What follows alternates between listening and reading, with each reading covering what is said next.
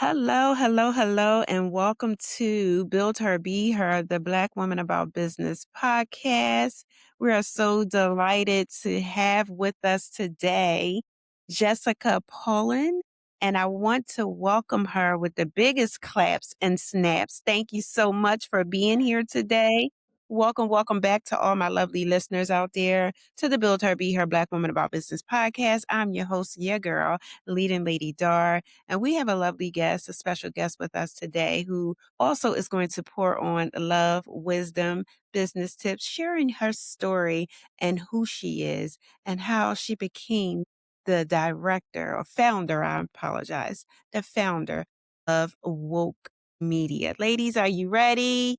Let's tune on in here. So again, I am joined by Jessica Pullen, the founder and CEO of Woke Media, a public relations and communications firm known for helping purpose driven brands, founders, and leaders to amplify their stories with intention and impact. Jessica is widely known as a master networker.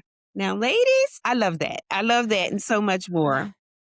He's known as a master networker and media strategist, not just because of who she knows, but because of how she understands storytelling, relationships, and positioning in today's media landscape. Hello, Jessica.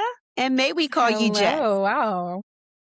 Yes, yes. I definitely prefer to be called Jess. I feel like when people call me Jessica, it takes me back to my childhood when I used to get in trouble and my mom used to be like, Jessica. So Jess is great. Most often, I'm often giving people nicknames, and which is also an abbreviation of their full name. But I always like to ask, and most Jessicas that are in my circle and that I know, even my director is her name is Jessica, and I call her Jess. So thank you for that. So today we're going to talk about what PR really is, when a business should seek it, how to prepare. What do we need to know as entrepreneurs, women of color, and for many women out there, entrepreneurs out there, those who are just beginning, and to those who are have skin in the game. Let's talk about that. Jessica, welcome to the show. And I would love for you to share with our audience who you are and how you got started in PR. Yeah.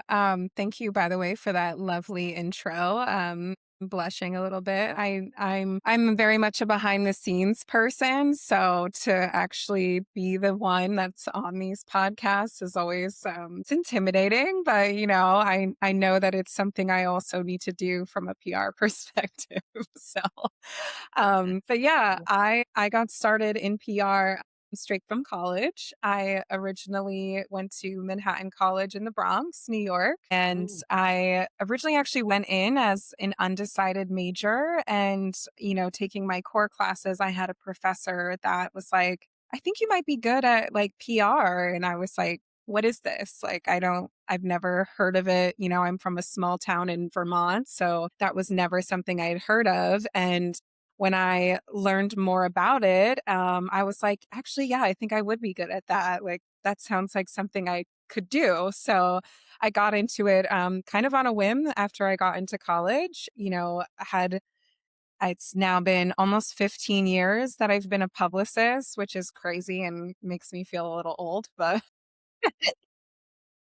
you know, age is just a number. So I kind of stumbled into it and it's been such a wild ride really for me to be first starting out in music PR and, shifting over into branding and lifestyle brands and stuff like that to eventually owning my own PR firm. So it's been quite the journey. Wow. Well, thank you for that. Now, you mentioned that you went to college with an undecided major. So that when I built this podcast, when I created this podcast, it was for the purpose of women who were unsure. Part of the reason was because women that I had coached through lifestyle coaching was just so unsure of what to do, when to do it. There was so much uncertainty. And this is why I say when you take that first step, sometimes people see things in you that you may not see in yourself.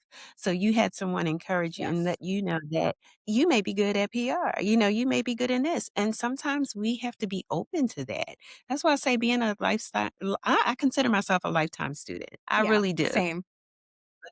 That's a great thing, and you tapped into it, and look at you now. Look at you now. See, when I was researching and just reading about you and all that you do, I did read that you were originally from Vermont and studied and graduated in New York, Manhattan, and now you're in Barcelona. So there was, I'm sure, trials and tribulations along on this path. But you did not allow it to deter you. You kept going, and as you stated, you've been in it for 15 years. What would Yeah. you say when we talk about here on this podcast, mindset, mission, and millions, the mindset is everything. I'm sorry, the mindset is everything. Wouldn't you agree? Yes, absolutely. I think that for me, I'm a Capricorn. So that in and of Oh, itself is, yeah, is your that in and of birthday? itself is its own. Yes, in January 3rd was my birthday. So Happy January Caps, belated. hey, thank you. I have love for January Capricorns. I am Aquarius, January 26th, Okay. so we're related and Oh, okay. close. Yes, we're very close. We're very close. But yeah, I think mindset Yeah. is definitely a big part of it. You have to I think, I definitely recognize that I was very fortunate growing up to have been raised by, a single mother who was always very supportive of me and my dreams and, always told me that I could do whatever I put my mind to. And so had always kind of had that mentality of like, yeah, I can do anything. And so that mindset was instilled in me at a very, very young age. And I think that is what Mm. has sort of helped me through this as anyone who's starting out in entrepreneurship or has been in there for a while. Like it can be a very, very stressful and sometimes lonely and almost isolating feeling time, like running a business and building that business. And so you really have to have a strong mindset to make sure that you can, get yourself through those tough days. So, with having a mother, thank God that you had a mother that was very supportive and encouraged you along on this journey that you could do all things. You could do anything that you put your mind to.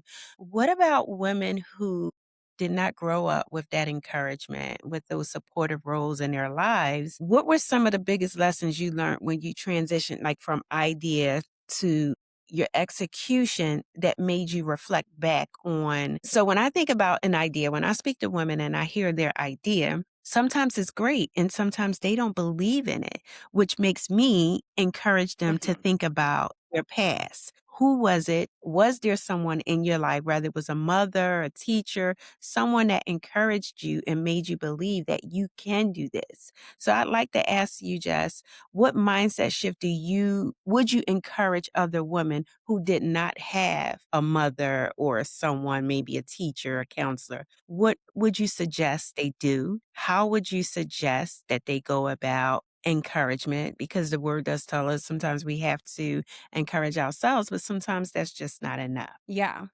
I mean, I'm such a big proponent of building community. I think that, ultimately that's what's going to save us is building community. And, while you said a networking expert, that's also building community. So I think when you're able to surround yourself with other people, like minded people, especially women, it's super important for your self esteem. It's super important for just how you can find the determination to continue because there's what you're feeling in those moments, that uncertainty is not a new feeling. You're not alone in that. There is 100 other women who are also feeling that way.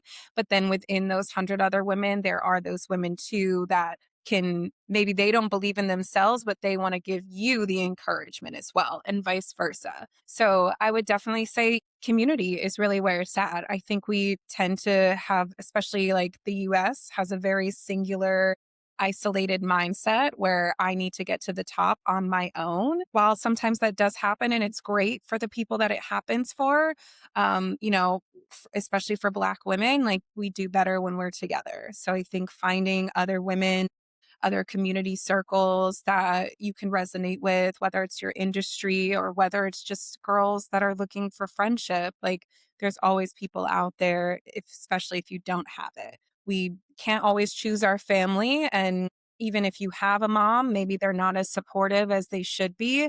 but you can find that family and that friendship and community in other people. Yes, I love that. It is about community. Often, as an entrepreneur, sometimes you do find yourself a bit isolated. And I definitely am always praying for people with like minded spirits, but are always willing to encourage, right? Because there is the mindset of, I think women think that if I do it alone, that is best, or if I do it alone, that I did this. They could just say, I did this. But Yeah, just recently, I hosted an expo, Black Women About Business Expo. And this was my third one actually.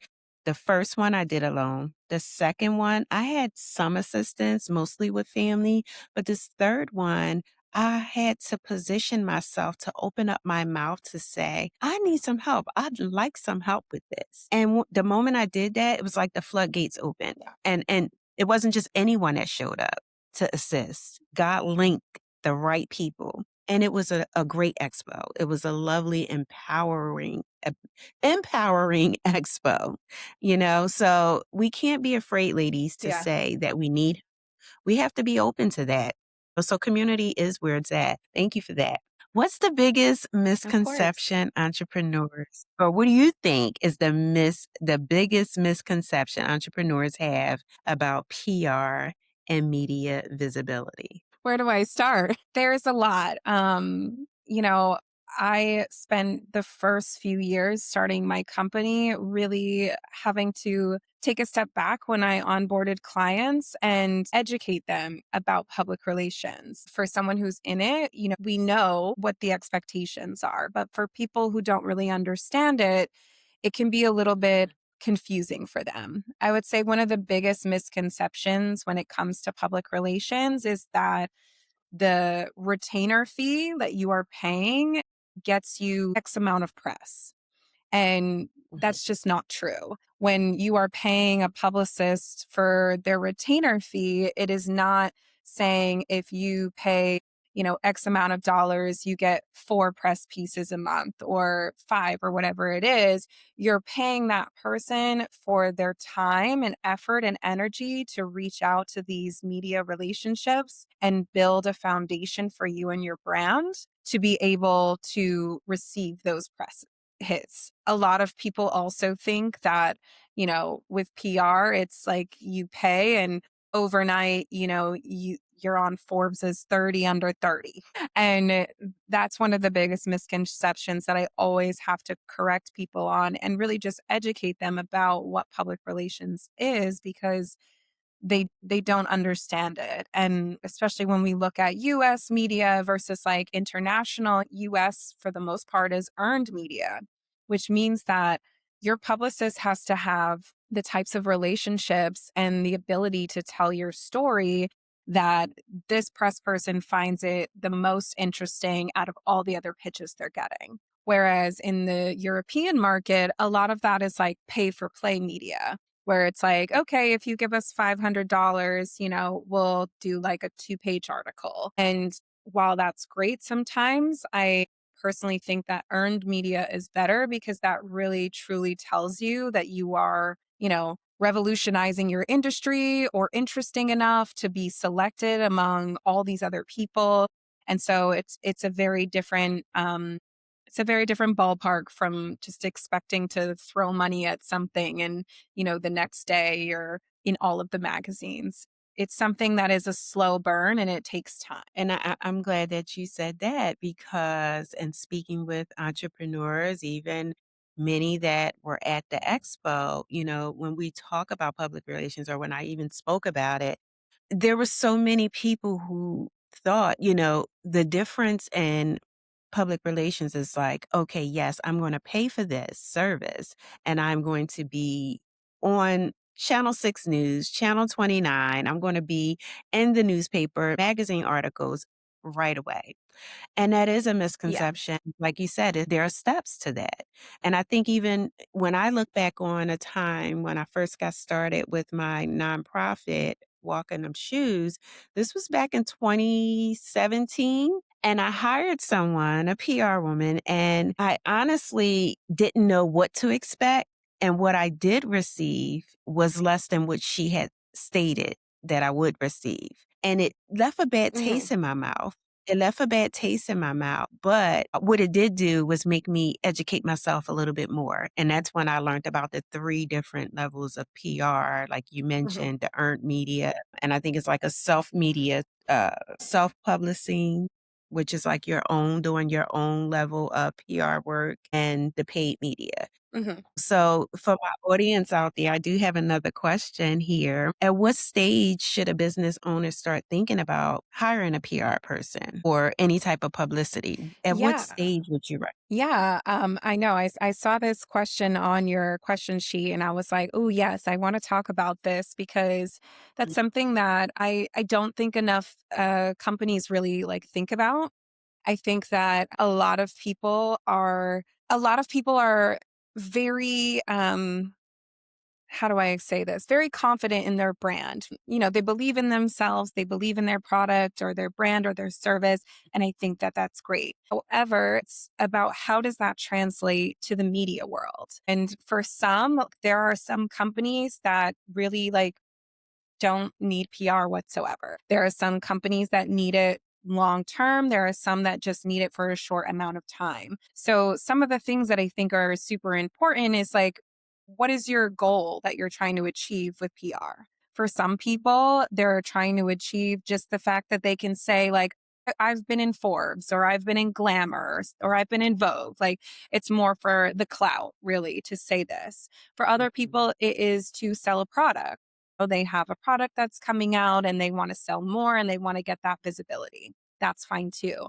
And then for others, sometimes it's around like clients. I want to publicize myself, not just to say that I've been in these places, but because when I'm going after clients, they think that's impressive as well. And that helps me gain new clientele and it helps me be able to achieve, what I'm trying to achieve in terms of financial stability or gain. So there's a lot of things that I think people need to really think about when they're trying to go into PR. Are they trying to also reach like a global scale? Are they trying to reach a national or even just like local? Like there are some small businesses when you think about it, like is someone, who's based in like Oklahoma going to be of interest to a national outlet outside of Oklahoma? Depending on what they're doing, probably not.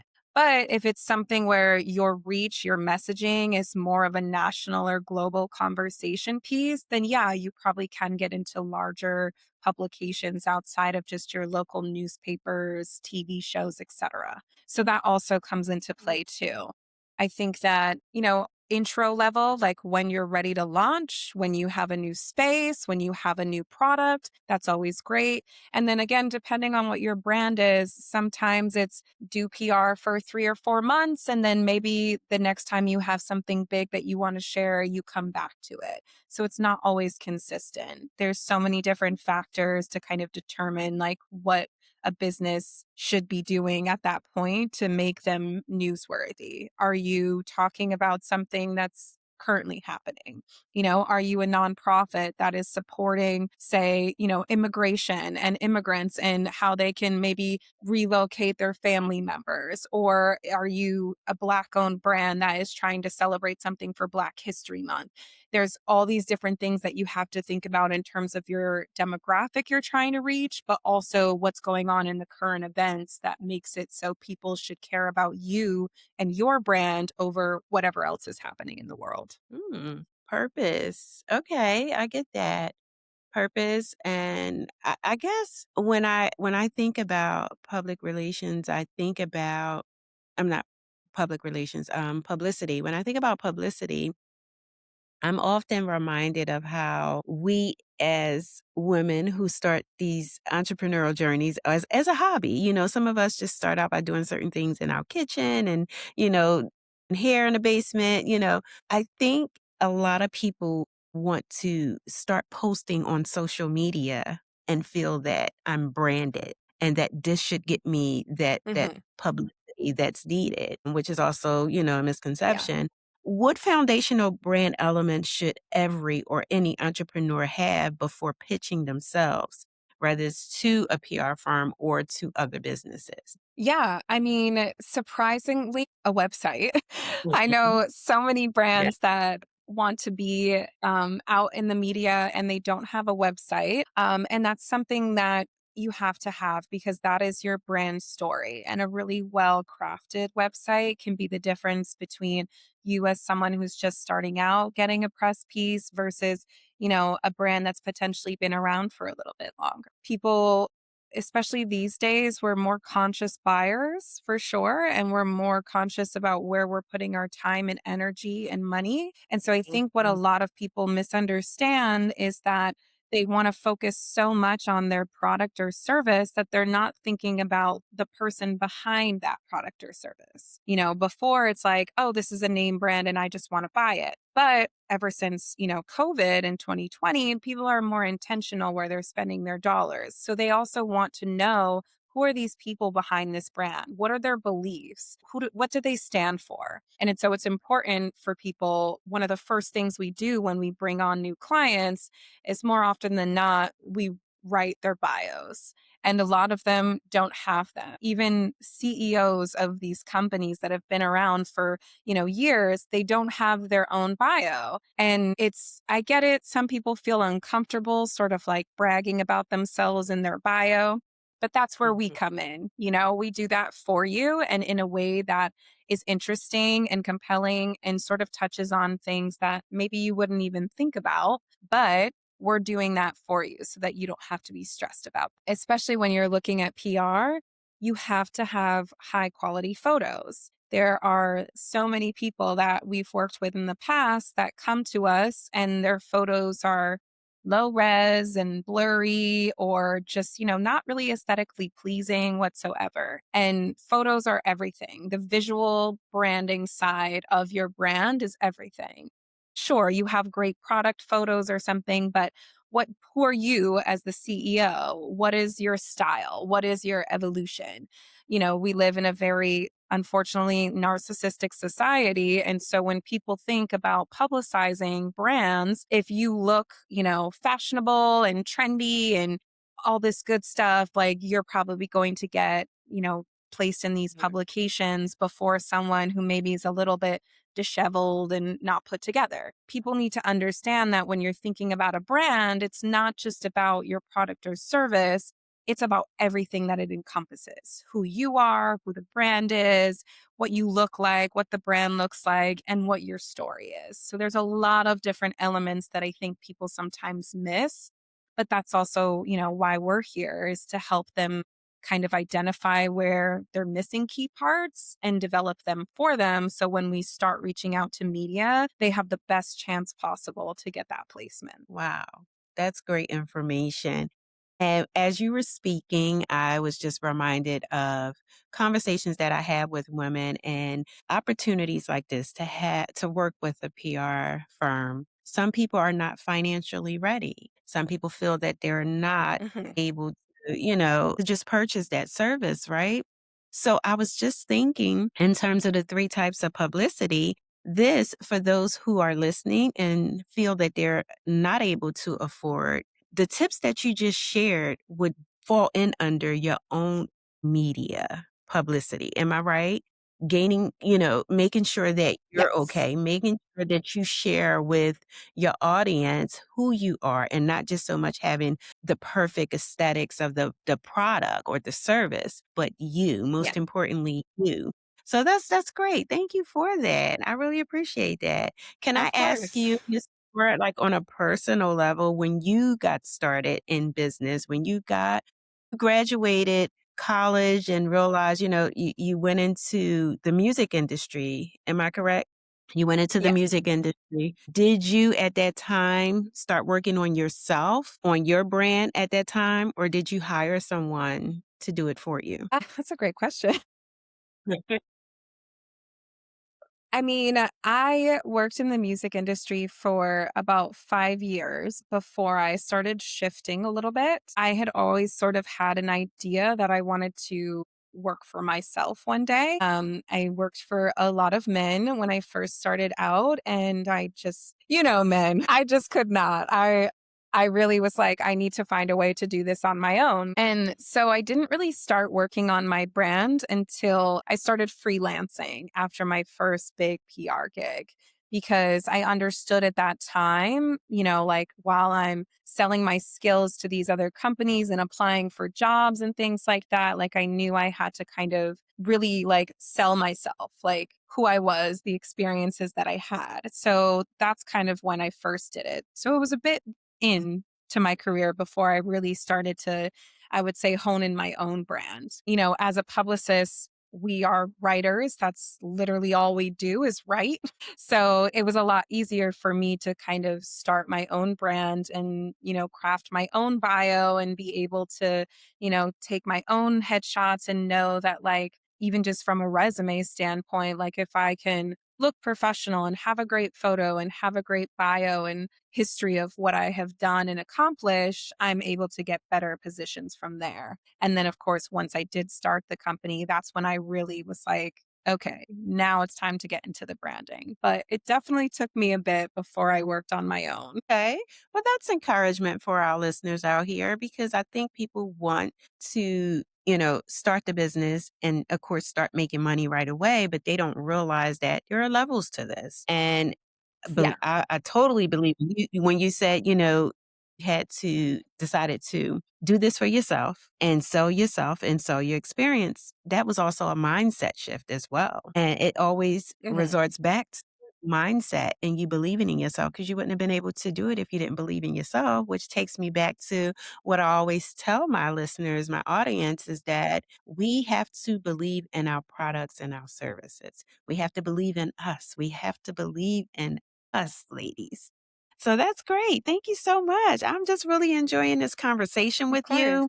First, I sent you over quite a few questions and probably cannot get through all of them, but I think that your answers have been so profound and will be so helpful for the entrepreneurs here, the listeners. How can women position themselves as experts, even if they feel they're still learning? Oh, okay. Well, that's actually a great question because I was thinking of how to share this advice I wanted to share. I don't want to like date myself, but when I was starting out, LinkedIn wasn't really a thing. Like LinkedIn is something that really started kicking off, I would say, in the last, 5 to 10 years. And when I was first starting out, like it wasn't really that big of a thing. I don't know exactly when it was founded. But LinkedIn for professionals is probably the best platform and tool that you can use. There is so much opportunity within there because it is such a business focused platform. And that is sort of where you can start, creating your expertise in whatever industry or field that you're looking to be in. Making sure you have a strong LinkedIn profile that really talks about your experiences and the things that you've done. And if you haven't, or if you don't know exactly how to position yourself, again, ask a friend or find these groups that help a lot of people with resume writings or bio writings and things like that so that they can help you bring out the best side of you. I think it's Yeah. always super important, especially when, we're working with clients. They want to be in their industry and the leading voice. So give your opinion. And LinkedIn is the perfect place to do that. You can do newsletters, you can do blog posts, and you can consistently be commenting on the things that you find interesting about your industry and giving your own opinion. Because at the end of the day, the most, experts in their fields, the way that they got there was just giving their own opinion on whatever the topic is. And somebody thought it was a good opinion. And from there, they elevated. So it's always just kind of, again, I'm a Capricorn. I love to, comment on anything and everything. And so I think it's important for us to do it, especially as Black women. Social media Yes. is such a great platform in general for us. We're oftentimes, as Black women, not really heard or seen in those spaces. But when we force ourselves into those spaces, especially when it comes to topics that we're passionate about, that's when we really start to be seen. So I think taking advantage of that and using realizing the fact that everyone is on LinkedIn, everyone is on Instagram, everyone is always looking to consume content. So if you have something to say, say it. Make sure someone proofreads it first. But other than that, say it. Yes. Oh, wow. Thank you so much for that. So, what can us here in the US and what can our listeners look forward to with Jess and Woke Media coming into 2026 or even years after? What do you have coming up? Any initiatives, anything that, would be, I mean, you are such a blessing and the work that you do. I'm grateful. I'm truly grateful for it. What can we expect? I mean, right now, as this is I'm just finishing my first year being here in Barcelona. So, really just trying to, continue to spread our messaging and services to get new clients, of course. We just wrapped our fifth season of our podcast, High on Feminism. So, Oh, the last episode is coming out. Thank you. Yes, it's been awesome. wild, I have been but something that listening. I'm looking to do. I have been listening to the podcast. I love it. Thank you. Thank you. But something that I'm looking to do over here is I was doing a lot of community events in New York before I left. And that's something I'm looking to do over here as well is really start with some small curated at home community events here at my apartment geared towards women to be able to have like a safe, wellness space as well as like open dialogue. For me, I'm very big on mental health and I am always trying to encourage others to be open and honest about the struggles that they're going through too. So I'm really looking to do more community events here this year, and really just enjoy the Barcelona weather. Well, I pray the best for you. I hope the best for you and all that you do, praying that we stay connected. And if there's ever anything that we here in the US with Black Women About Business, if it's ever anything that we can do, I will certainly love to help you in any way that I can. With that being said, how can people follow you, contact you, and get to know Jess and Woke Media? Yeah, of course. You can find us on Instagram at Woke Media BK, or you can also check out our at High on Feminism page, which is our podcast. We have a blog. We also are very into the education of cannabis for women. So, creating a safe space for women to learn more about the positive sides of cannabis, whether it's products or services and especially the women who are, kicking butt in the cannabis industry as well, especially the Black women. So you can always find us there. Obviously, I'm not on LinkedIn as much as I probably should be because I'm running a business, but you can always message me there too. But yeah, I'm always open for conversations and connections and, all the things. So feel free to reach out. See, ladies, open for conversation and connections. That connections is that master networker. Yes, that you are. Yes. I love that. I really love that. Networking is key, is a great component to PR as well. Just getting in the rooms and, just showing up. So thank you so much, Jess. I appreciate your time here with Thank us. you. I'm really, truly grateful. I've learned a lot, and I'm sure our audiences are going to learn a lot as well. So thank you so much. Yes. Thank you so much for having me. This was great. You're welcome.